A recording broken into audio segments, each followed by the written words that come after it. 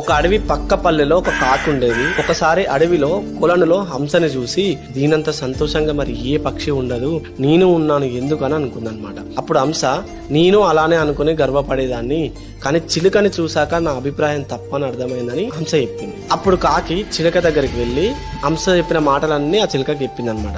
అప్పుడు ఆ చిలుక ఏమంటుందంటే, అవును, హంస చెప్పినట్లు నా రంగుల్ని చూసి నేను చాలా సంతోషంగా ఉండేదాన్ని, కానీ నెమలిని చూసాక అందం అంటే దాందే అని అనిపించింది. నాకు 2 రంగులు ఉన్నాయి, నెమలికి ఎన్ని రంగులో. వెంటనే నెమలిని కలిసి ఈ మాటలు చెప్పాలనుకుంది కాకి. అడవంతా తిరిగింది, కానీ దానికి ఒక్క నెమలి కూడా కనిపించలేదు. ఒకసారి అది దగ్గరి ఊర్లోని జూలో నెమలిని చూసింది అనమాట. దాని దగ్గరికి వెళ్ళి, పక్షులన్నింటిలో అందం అంటే నీదే, మనుషులకు నువ్వంటే ఎంత ఇష్టమో అని అంటూ పొగిడింది అనమాట. నా అందం వల్లనే ఇక్కడ బందీనయ్యాను నేను.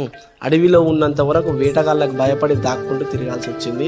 చివరికి వాళ్ళ చేతిలో చిక్కి ఈ జూలో పడ్డాను. ఇక్కడ దాదాపు అన్ని